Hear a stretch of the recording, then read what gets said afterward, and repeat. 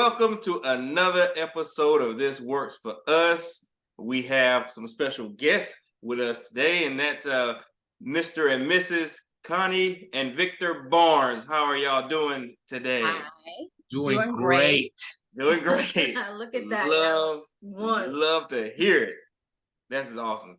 So before we get into, I guess, any further introductions and things, I do have a question, icebreaker, if you will. And that question is, if you had to choose one song as the soundtrack to your marriage, what would it be and why?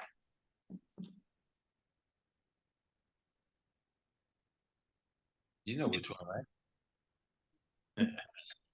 Oh, y'all already have one. Oh, yeah, okay, all right. We have a song. It's our song. Okay. It's Billy Preston and Syreeta. With You, I'm Born Again. That's our song, and we sing it. You know, a lot. Y'all never heard us sing that song? I don't think so. If we did it at, if y'all, let me think. I remember you guys singing, I don't know if it was at Leviticus and Tina's or something one time. Then you heard it. Yeah, we did it.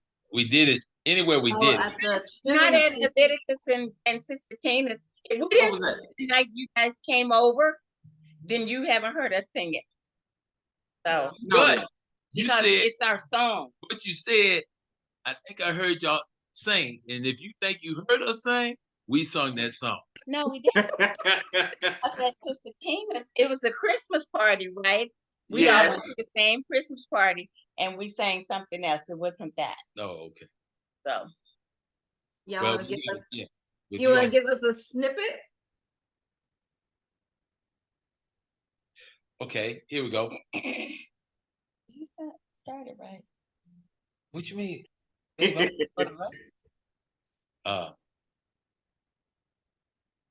We got it. Go ahead. We'll give you a snippet. So That's a snippet. That's cool. All right. Well, if it's just a snippet, you go ahead. Come bring me your softness. Comfort me through all this madness. Woman, don't you know with you I'm born again? Give me your sweetness.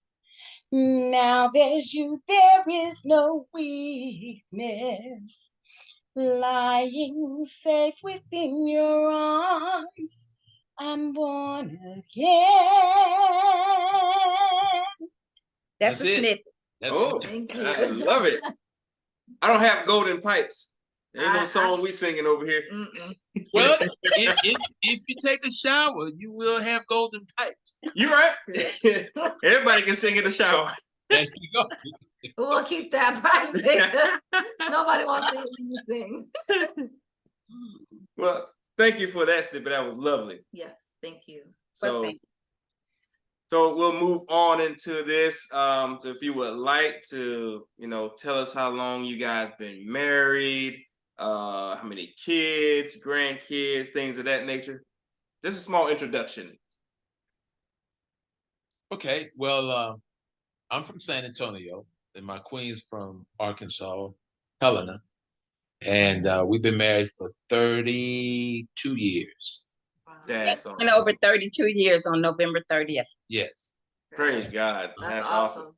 We have four handsome young men, awesome sons. They're all of them with families now. Yeah. With children, I should say. With children. And they are all they're a joy to me as a father. And they're a blessing to my queen as a mother.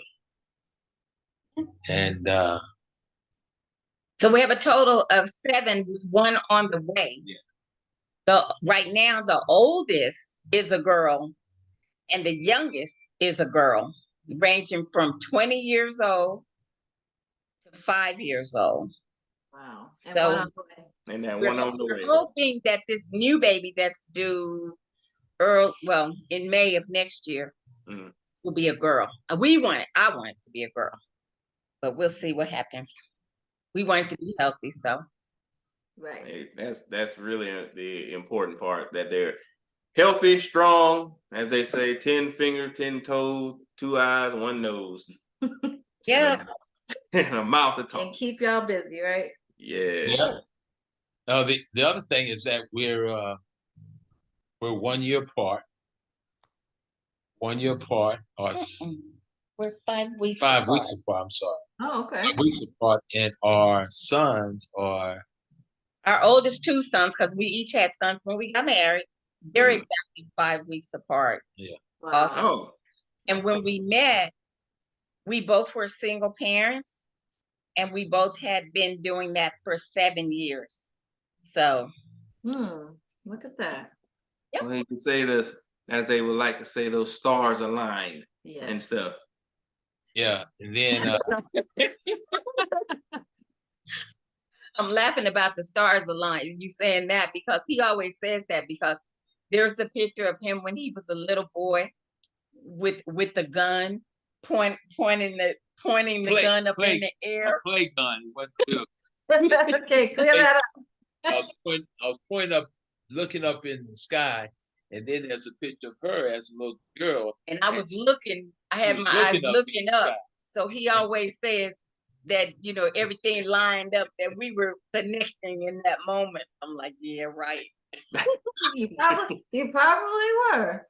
So you're from Arkansas and you're from San Antonio. So how did y'all meet? Well, we both were military. Both were military. I was in the Air Force. She was in the Navy, and I actually met her. On the street corner. No, he picked me up off the street. That's what I like to say. Off the street corner. Oh, let me rephrase it. I didn't pick her up or meet her on the street corner. Well, I actually did meet her. I saw her before as at a party. I said, man, that woman show is fine. And so she's looking good. Yeah, but she wasn't giving me no play at all, no kind of, give me no attention. So I said, okay, that's all right, because I'm a patient man. I'm a marathon runner.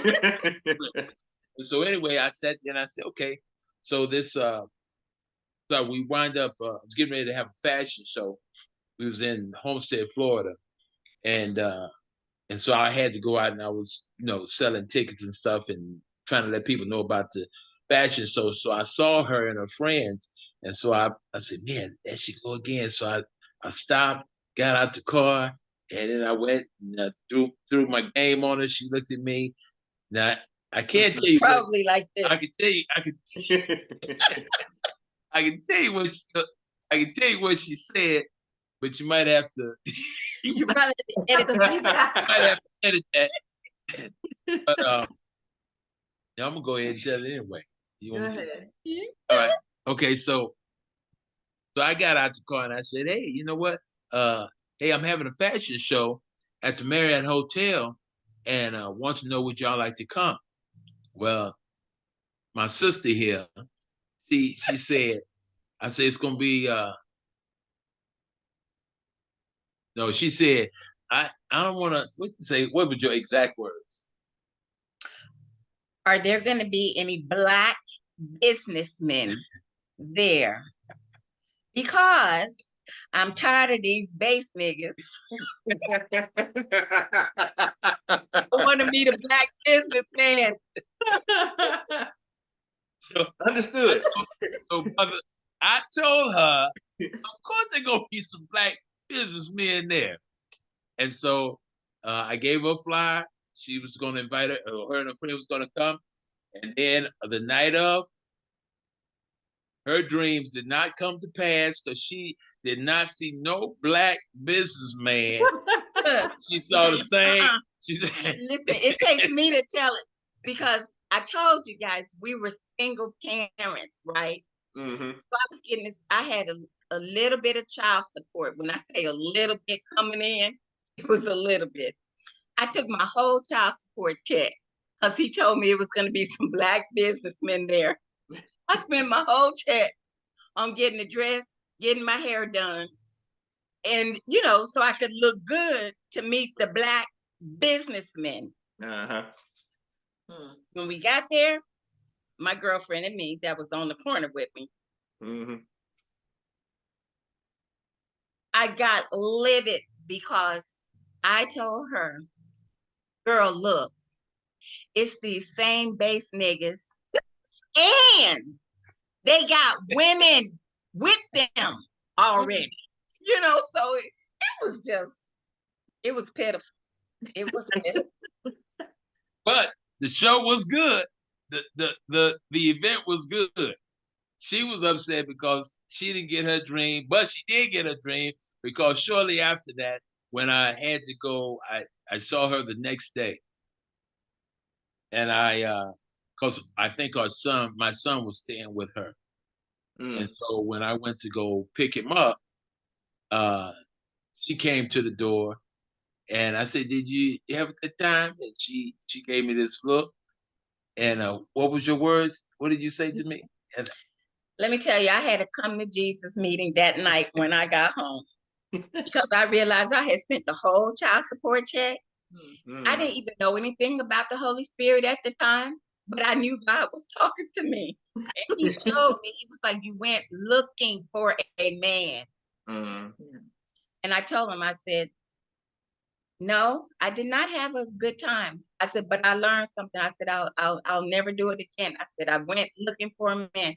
I'll never, ever in my life go looking for another man. And I was so serious, you know. So what did you say? Brother, this came from on high. I said, you never know. The person you're looking for might be right in front of you. And I said, I don't think so. But guess what?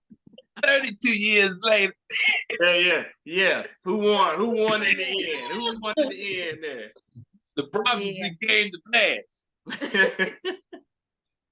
But yeah, we've been doing it for 32 years, been loving every moment of, well, yeah, I would say loving every moment of it, even though we had 15 years of rock'em sock'em robot, you know, no physical, but just the mental, the bringing our own luggage into the marriage.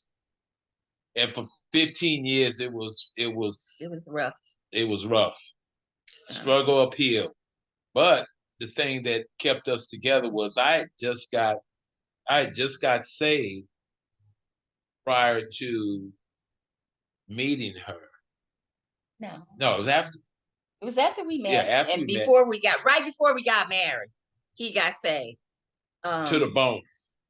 Because I knew about Christ through my grandmother, but I never really had a relationship with him, and I never had the experience. And when I got saved for real, the Lord had told me she was the one I was going to marry. And from that point on, hey, we've been rocking. Yeah, but you know what was funny? He told me he got saved, right? And I said to him, and I do kind of believe this, I still believe this 32 years later. It was like, oh, everybody gets saved in a crisis. You know, I said, we'll see. But it stuck. You know, it did stick. He never went back. He went full speed ahead. But when he first told me that, because he was in a little crisis. I mean, it was not a little crisis, but you know, he was going through some things, and he was in not trouble, but no, it wasn't even that, because you figure, okay, if you was before you got saved, any kind of trouble you get into, you was gonna be able to get yourself out. And I just got somebody pregnant, and I swore that I would never do that. And I wound up doing the very same thing I wound up doing the thing that I said I would never do. And when that happened, I just had to come correct with her. But even if I hadn't met Christ, I just would have bounced back and probably did something else. But when I got saved real, that really, and then when he told me, this is the woman you're going to marry, that was an experience that I had never had. No spiritual experience I've never had. So it was to the bone when I made my mind that, hey, you know what? This is real. You're the one I'm going to marry. I called everybody that I had been dating because I was still, I was whoring around, Mm. and so I called everybody that I was messing with. Hey, I gave my life to the Lord. Hey, I gave my life to the Lord. And some believe me, some didn't matter because I wasn't nothing happened. Mm. Uh, poured all my alcohol that I had down the drain. I was DJing at the time. I took all my albums, threw them in the dumpster. I kind of like didn't want to come outside because I knew how I was. I knew the old man. Uh, Went to the church that I was attending and went to the altar. We went to the front, apologized to the whole congregation. Told them I had to get out of here because women in here. This is why I was. I got to vote. Was you already saved, Miss Connie, when he gave his life to Christ? Yeah, I was, but I was what I now call, and I don't mean to offend anybody, but I call it I was Baptist saved because I went to church all my life. At 8 years old, I understood what Christ did. I gave my life to the Lord, but as a teen and young adult, I wasn't. I don't even think I was living what I had been taught. You know, but the truth of the matter is, I don't think I was taught that much. I mean, about how to live, Yeah. Right. how to live out the Christian life. Matter of fact, I remember being told everything in moderation, and it's like the things that I was doing, it was like I thought it was okay, I thought I was in love or whatever, Yeah. Yeah. So Yeah. that's how it was when I met him. I can relate to that because that sounds like some of the I'll use in quotation teachings that many of us probably have in like Southern Baptist churches and stuff. That type of teaching where you just as a pastor would say, you're entertained and not trained. So when you entertain, you're just like, oh man, that was great. And you're going out and keep doing the same thing you was doing. And like you said, in moderation. Like, oh, so what? I just did that for a little bit. I ain't doing it all the time. It ain't as bad as this one. So Right. I get that. Yeah. Yep. So that's where I was, you know. As a matter of fact, you don't mind me telling the real story, do you? Baby. As a matter of fact, the way we kind of really ended up together, that was part of the story. That when I found out he had the girl who was our friend pregnant, I was really upset. Because we both were in a group that he had started, and she was like my friend, and I was. Wait, man, I think you're gonna tell all that. Yeah. We need the whole full testimony how y'all got here. So this explains why everything he called everybody. He was like, hey, get it out of here. I am with you, brother. Let me get my story out. So I was trying to act all crazy with him about his situation. And when he told me, I told him, you don't need to leave my house, because he had come to my house to tell me. And so I just went through a whole little trip with my girlfriend and telling her, I can't believe it. I can't believe it. And while I was doing all this stuff, the Lord began to talk to me. And again, I didn't have any training about the Holy Spirit or anything, but I knew that God spoke. And he began to talk to me, and he said, oh, you need to go over there and talk to him. And you let him know that I still love him, because he was broken when he told me about it. And the Lord reminded me where I was a year before. You know what my life looked like a year before. I.e., had an affair with a married man, got pregnant, knew I couldn't have 2 kids, by myself, chose to get an abortion, because I didn't want to. I knew that was wrong, But it's like, but I'm not having 2 kids. And this man that I had gotten pregnant with, when I met him, he had only been married for 2 days. And we hooked up and we like got along really good and stuff. And his wife had never come to Miami where we were. And she was going to be coming. So I knew in my mind, it's like, you're not going to be able to walk in the commissary big and pregnant. You're going to see them, you know, because he told me, he said, I will help you, but I'm not going to acknowledge that child. I can't. That's what he told me. And I said, I saw myself. Do you think you're going to go in the commissary, see him and his wife walking, you big and pregnant, and not walk over there and be like, hi, my name is, and this is your husband's illegitimate baby? You're not going to do that. And I just felt like no woman deserved that.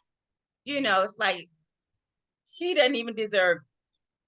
I just couldn't go there in my head, you know. And what happened was my Sunday school teacher at the time and the lady who was over the singles ministry, they really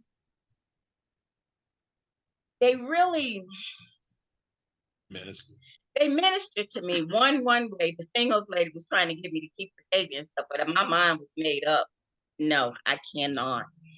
But the forgiveness that I needed, and to still be surrounded with love, and to know that God still loved me. That's what my Sunday school teacher gave me. I call her my spiritual mom. And the Lord reminded me of that and said, you were needing 1 year ago forgiveness, and for someone to let you know that I still loved you. Go talk to him. So I didn't even like him at the time anymore, you know, but I went to do what God sent me to do. You know, so I went over to talk to him and to just, you know, try to help him. Yeah, and that broke me when she did that. It was so funny because when she called me, she said, I need to come over. I said, wait a minute now. No, I know what you I said, just. Don't come over here tearing up my house. I said, oh no, don't come quick tear up my house now. She said, no, I need to talk to you. And I said, all right.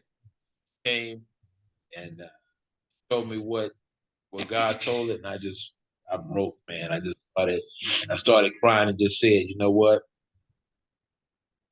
And I think because I knew it was genuine, because it hit me like a sack of rocks. Because I don't think I had cried in a long since I was a kid.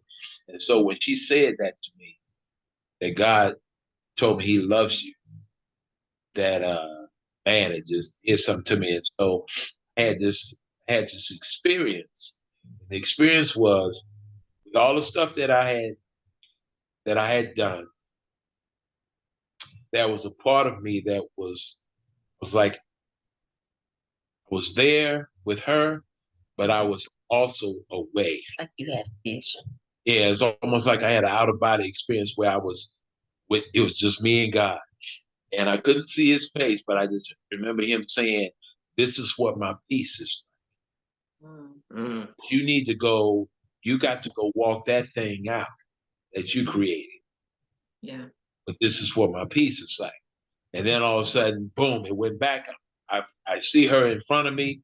And then he says, and that's the woman you're going to marry. And I don't remember nothing after that as far as how she left the house. All I remember is what I did after she was gone. Just told her everything, just got rid of everything. Now, how do you think, going through that experience has benefited your marriage now? Well, now it's like everything that I do, I do it because of my love for her, but also my love for Christ, mainly. And, I believe for me, because I had the experience, that it just means something totally different. It means so much more to me. And I don't believe a lot of people have had the experience with God that is needed to ground you.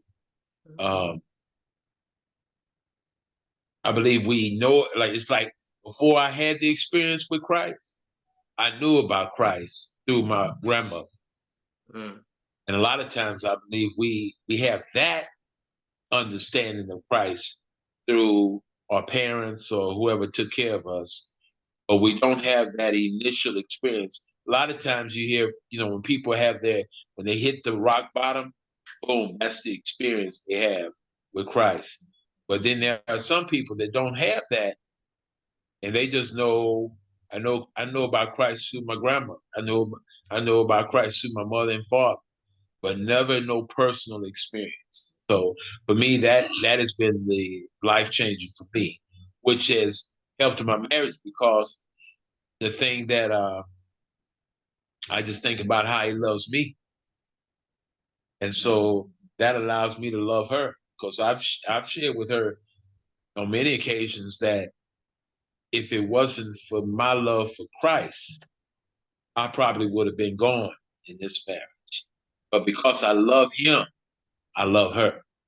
Because believe it or not, the love that I show to anybody is his love. He gives me the power to do that. Mm. And even to love me, how can you be in a marriage? How can you be in a marriage for people who've been doing it for 50 plus years, 30 years and longer, that you can be married to one person? That's supernatural. Mhm. See, that's supernatural. I think I'm sorry, go ahead. I was gonna say, how did you, because that's a lot, right? You said you were friends with this lady, right? And God tells you to go over there. Like, how did you get through that time to even get to the point where now you're like, okay, I'm ready to marry this man? Mhm. Okay, remember what I told you. See, part of the story that we left out too was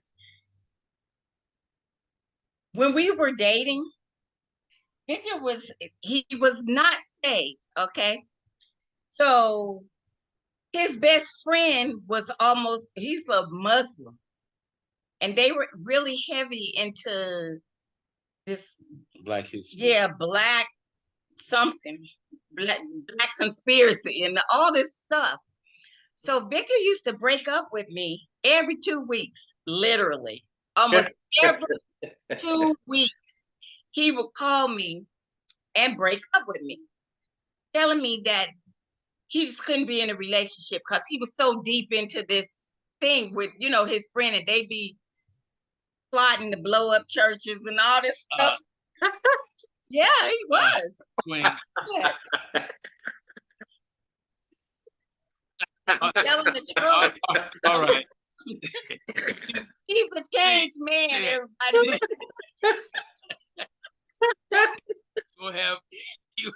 You had the FBI come to my house. Yeah. Let me clarify some things here.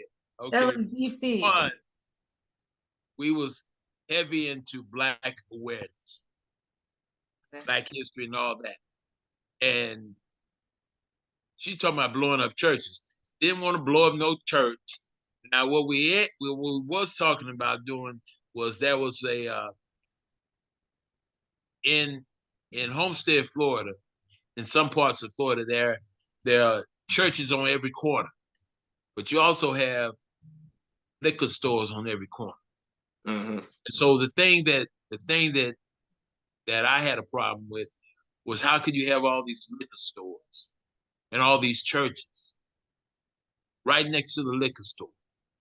There should be, shut down the liquor store, because we understood what was going on with the liquor stores as far as handicapping the Black community.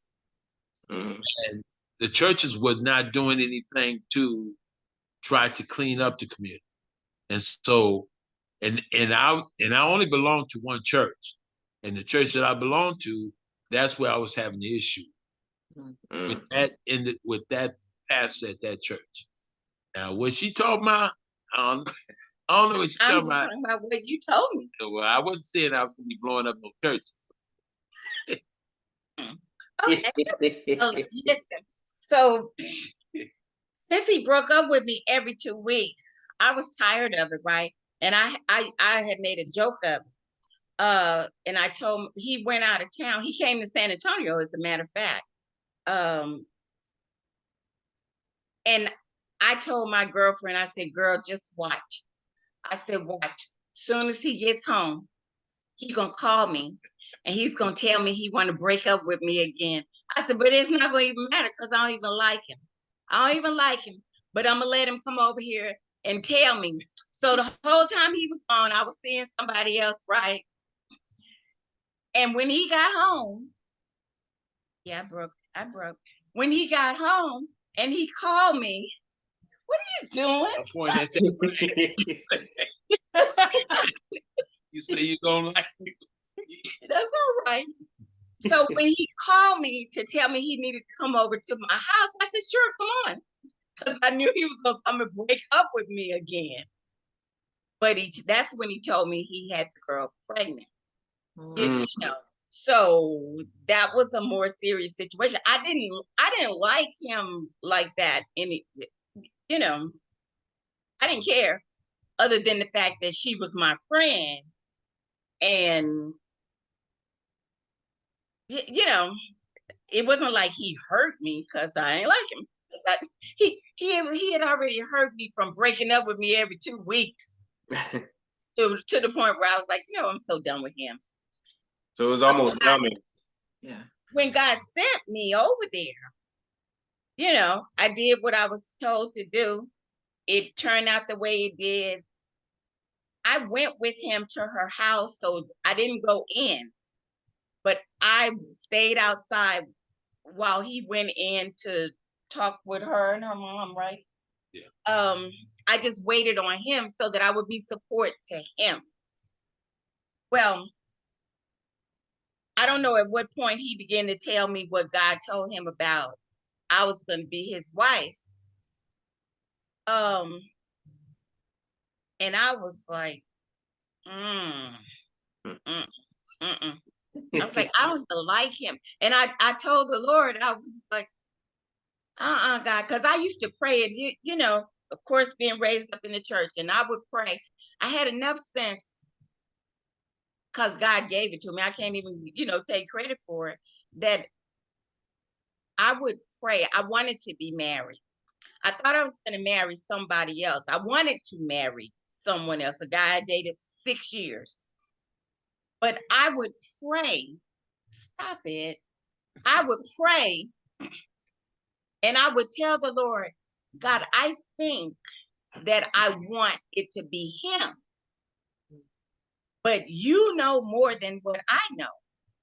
So if he's not the one that you want me to be married to, don't let me marry you. That was my prayer. So we didn't end up together. Well, when he started talking about I was going to be his wife, I was like, God, he's not the one. He's not the one. So I had to start praying. And I just said, you know what? If he's the one, you're going to have to put love for him in my heart because I don't feel nothing. And I didn't. But I gave God room to do that. And I'll never forget when I felt something. I was like, oh no, he's the one. Because I was just hanging out with him, and then I felt something one day, and then I knew, because God began to show me my prayers. I didn't even remember that I would pray like that. And he just started flashing my prayers in front of me, of me praying, you pick the one. If he's not the one, then don't let me marry him. And you pick the one.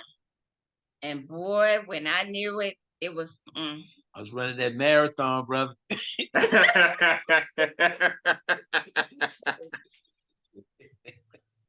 So, he finally asked me to marry. He was supposed to perform in a talent show with me. He canceled, of course. So I ended up performing by myself. I won in my category. So I was going out of town to represent the base. And when he took me to the airport, he said, if I were to ask you to marry me, what would you say? Mm. And I looked at him and I was like, you don't want to marry me. That's what I said. You don't want to marry me. So I went and I was gone for a week. Then when I came back, he was all excited, made dinner for me, can't hold a thing. He still can't hold a thing. If he buys me something, he can't even hold it. Look at what I got you. Look at what I got you. So he pulls out this ring and he said, you never did answer. Would you marry me? You know, if I asked you to marry me. And I was like, you don't want to marry me. Boy, he showed me that ring and I was like, I like the ring. This is not the one I lost the stone out of that ring. Mm. But I looked at the ring and he said, you got to tell me something because I can take it back I got 90 days.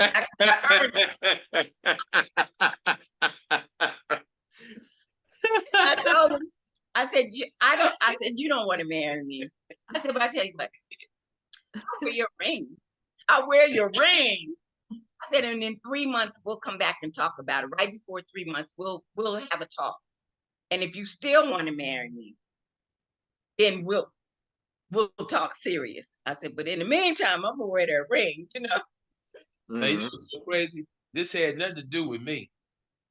When I asked, he asking her to marry me, it had nothing to do with me. So I don't care what would have happened. I still would have been persistent in getting her to marry me because God told me that's the woman you're gonna marry. So it had nothing to do with me. I don't care what she would have been saying. I'd have been like hanging. I probably would have still been saying, hey, we supposed to be married. God say for you to marry me. So silly. And I'm gonna stay here until you do. But Yep. of course, it's history. We did end up getting married, but you asked how did all of this benefit our marriage? Mm-hmm. The thing is, we talked a lot. I think in that phase of our relationship, we talked a lot. And even when we did decide to get married, we talked about what it was like when both of us were married before, and we talked about what we expected it to be like when we got married, to the point that we agreed, okay, if we do this, there will be no divorce. There just won't be a divorce. I had been divorced, he was divorced. And I told him, I said, because the first time I got married, I was just excited about getting married. And this is so funny. I never asked myself one time, did I want to spend the rest of my life with that guy? With Jody's dad, I never even thought about it in that sense of spending the rest of my life with him.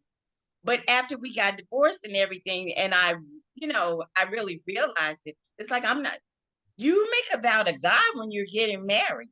I'm not standing up there again saying, now that I understand, I can't do that again. So if we marry, there won't be a divorce. And he said the same thing. So that's how we approached our marriage. We agreed there will be no divorce. We will either work it out, we will be miserable, or we will work it out. But we're not getting a divorce. Yeah. So like he told you earlier, those first 15 years, we were rotating between being miserable and working it out. So Yeah, it was that was pretty that was an experience in itself because a lot of things had happened. A lot of things had happened during those 15 years from we lost We lost three kids from miscarriage. We think we ran through financial hardship to where we filed bankruptcy. No. Oh yeah, Yeah, during we the did. first 15. Yeah, Yeah. we filed bankruptcy. The loss of, but no, that wasn't during the 15 years. Just she had a nervous breakdown at one point. My kids were out there. I was working a job where I was working swings, mids, and graveyards, so I really had no control as far as uh, just control over what was going on in my house. The we got hurt by the church during our time while as Christians, and all these things were kind of new for us, and just not really understanding. When you're on this journey, a lot of things are new. Um, Never been here before, never experienced breakdown, never experienced financial hardship, never experienced being hurt by the church, never experienced, and all of these things, as you're growing up. Plus, not to mention, we had stuff that we were affected our childhood.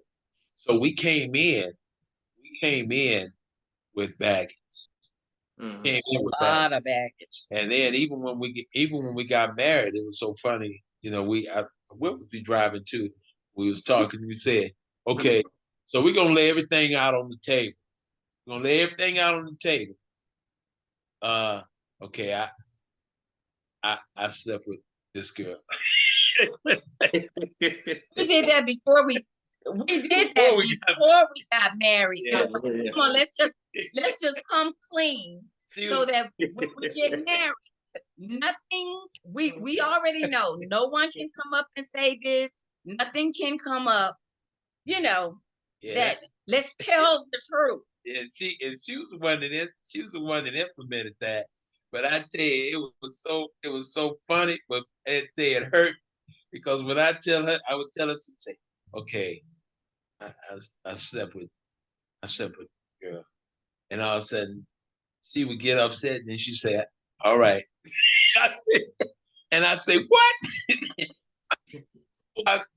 She had me on a roller coaster, and then we say, "Look, you can't do that," all this stuff. But it was just good that we was able to open up, because I think that sometimes in marriage relationships, we there's not enough communicate open like that. Yeah. And then the other thing is that again, it just goes back to our love for Christ, because I know her love for Christ and my love for Christ, and then we pray. We're a praying couple. And there was a time when we used to pray together. I mean, together. And that was a season that we did that. And that was powerful. And that was during our 15 years. That was during our 15 years of having a hard part of marriage. Yeah. What was the breaking point for it to turn?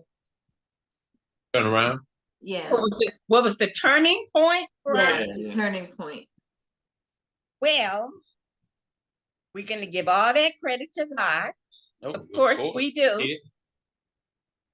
But the truth of the matter is that it got so bad that I wanted to leave.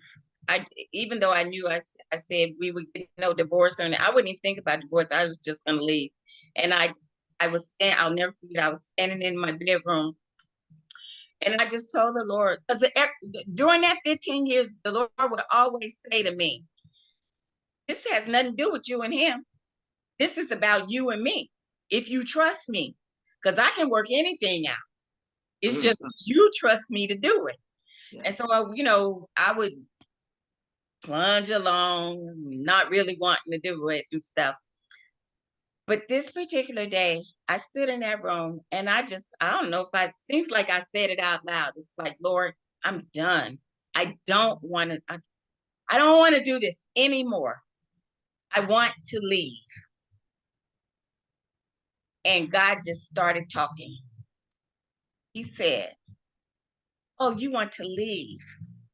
What if he left you? Because living with you is not a party. And he began to talk to me. He said, the thing about your husband is that the difference between you and your husband is that he doesn't hold things against you or hold them over your head. You hold what he does and throw it back in his face. Then he said, it's true, because a lot of our issues, revolved around finances. So the Lord said to me, he said, it's true. He's not good with the money, but you can't get a prayer through. What do you think is holding y'all together? You handling the money or him praying? Wow. So my face was on the floor by this time. And it's like God just kept talking. And then he showed me, he said, what if he left you? He showed me, it was almost like a vision again, what my life would be like without him, having 2 young boys, trying to raise them. And, it was just like, oh my God. But that wasn't enough. He said to me, you don't represent me. And that right there, because I thought I was saved before him, right? I honestly thought that this whole time we had been married and all our fights and everything, I just thought I was right. All the time I thought I was right. And he said, you don't represent me. And I thought I was all about representing him. It's like, God, what do you mean I don't That broke my heart, that I thought I was all about the Lord, and he was telling me I did not represent him. And then he told me, he said, what you need to do is call your husband and you need to apologize. He said, you don't appreciate what he brings to the marriage. He said, you need to call him and apologize. And you need to worry about yourself. And I was like, Yes, amen. So I called him at work. I mean, I didn't even hesitate. I did not wait on that. I called him and said, can we talk when you come home? I remember I apologized to him and I told him, I said, I promise you, I'm going to leave you alone. I'm going to stay off of your case, and I'm going to start working on me. And honestly, that's what I did. He says that he didn't change. I don't know if he did or not, but I can tell you, it was such a quick work. Wow. I think within 2 to 3 weeks, our marriage had completely turned around, and we have never gone back to that place ever. Amen. 17 years and counting there. Yeah, that's and the thing with her is that, I love her. I love her because I just love her. And even in the 15 years a drag out, God was showing me different things. Like, I know one time the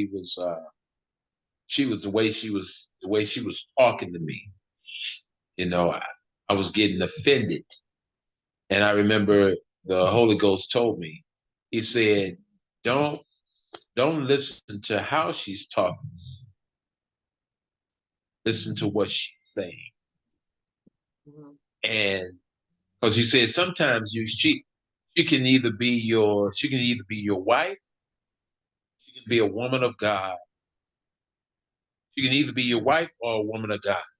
You got to know the difference. Who's talking? A wife or is it a woman of God? And at that time when I got offended, it was a woman of God in her that was talking to me. Now, I would always share with her that, you just can't talk to daddy any kind of way, because if you do, I'm not hearing. And even with our sons, you just gotta. I always say, gotta use more finesse. Gotta use finesse. But it was little things that I was being taught. Time when she was going through depression, where I had to pretty much take care of her and the kids, and just watching her go through that, and me not being able to do anything except pray and do what I could do around the house. Well, one, that really hurt me, because here's my queen and I can't even protect. I can't get in there and physically do anything. And it put my trust and dependability in God, and knowing that if I pray, he's going to do it. And I was having a lot of personal time with God, even with dealing with my boys, just how to father them. There was a point when I said, Lord, I don't know. I say, I don't know how to be a dad. My dad wasn't there. I don't know how to be a father to my kids. I don't really even know how to be a husband. And I just remember God saying, I know, I'm going to show you. And I just grabbed hold to that. And, so it's all about the experience. But during our 15 years, there was a lot of real close personal time with Yeah. Wow. That's some amazing stuff. Real helpful, insightful things that, so many different couples, especially, 32 years of marriage, to go through something that long. I can probably hear people like 15 years of being miserable and working it out. Oh no. Oh yeah. We gonna go ahead and sign them papers and get out of here. I ain't got time for that. Well, see, that's what's wrong with this generation now. They don't truly believe in, marriage in its fullness and stuff, and especially the stuff that you guys talked about earlier on. That we said you decided that, hey, we're not getting divorced. We're either gonna work this thing out. And to go through something like that, that's something special. And that's something that, God worked, mightily in your relationship and marriage. So for a couple like ourselves, we're 12 years in, and to hear something like that is very awe-inspiring. Well, Sean, the thing again is that it wasn't us. It was the love it was our love for Christ. It was his love for us. It was just his love coming through us with each other, that we was able to show, even to weather the storm. Because even though we were saying, there will be no divorce, that was us talking. Yeah. But just like she told, she was ready to take it out. And for me, I had, we got married when I was born again, and it was real. So I don't know how to exit out of that. Yeah. Mm-hmm. So even though she said I was ready to get on out of here, and even when we got to a point, I think there was a point where I said, look, I don't know how to quit. I don't know how to quit. You do what you got to do. But it's only two things that I have not quit on. I mean, when I say don't know how to quit, I don't know how to quit this marriage. I don't know how to quit. When I got saved for real. When we got married for real, because God said, you're the one I'm gonna marry. So all I know is that I can't quit that. Mm-hmm. So you do what you got to do. I'll be here. You take kids. It don't matter. But I ain't quitting. Yeah. And I was up for whatever she had to do. I mean, honestly, whatever she had to do, I'd have still been waiting for her because God said it. And if he said it, if that's the woman I'm gonna marry, he didn't say divorce her. And that was another thing. If God said it, then that means the marriage is supposed to work. Yep. If there's an issue, it's something we're doing. It ain't nothing he's done. It's something there's something we're doing. And so that was the key. That's the only thing that registered in my head. Look, it's something that we're not doing.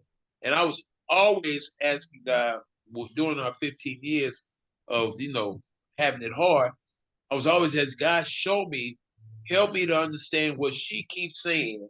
Because she was always saying, you don't understand. I'm saying, Lord, help me understand. I wanna understand what she's talking. I'm not getting it.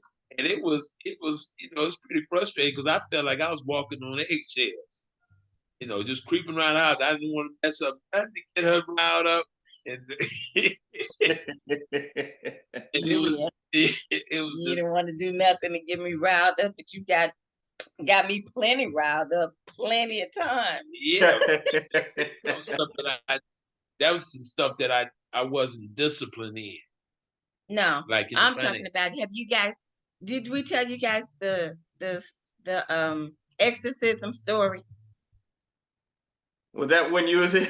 Well, I think you told told us us, that. so they need to hear this story. Yeah. Yeah, when we were butting heads all the time, always fussing and fighting, not fist fighting or anything. We were always into it, and it was just so crazy. And so my husband, being the newly saved brother that he was, and he was reading all these books and he was building himself up in the Lord. And he happened upon a spiritual warfare book. Yeah. Yeah, spiritual warfare. Because I kind of like went into my own little thing of just trying to. We was over in Okinawa, and over there they worship the dead, and so I was heavy into reading about spiritual warfare and stuff. And so I'm her and I, we was going through our issues, and I'm reading on this spiritual warfare, and it's saying about how you can tell if a person's possessed. I can tell if a person's possessed, and I'm reading all through it, and I said, man, that's something. She wasn't my queen at the time. I said, that sounds like my woman. But I'm reading it saying what to do. And I walked in the bathroom. No, that's what the book said. Oh, the book said, before you go, you say, if you're serious about spiritual warfare, no, it cautions you from turning to the next page unless you're serious about spiritual warfare. So I said, I'm serious. So I turned the page, and it was saying what to do. And so I walked in the bathroom, Yeah, I was in the bathroom taking a bath, and he just walks in there. I say, in the name of Jesus, come on. He put his hand on my head, and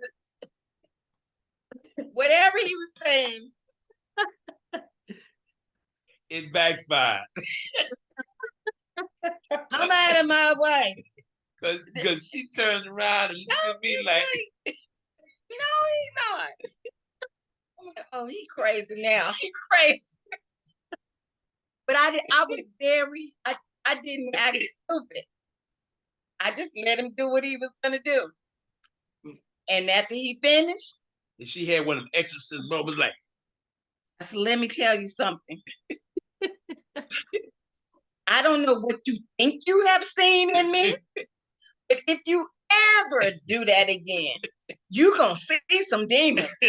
You're gonna see some demons come out of me. Don't you ever. He was like, yeah, I backed up out of there like like a scared puppy. I was like, oh no. Bet you put that book down.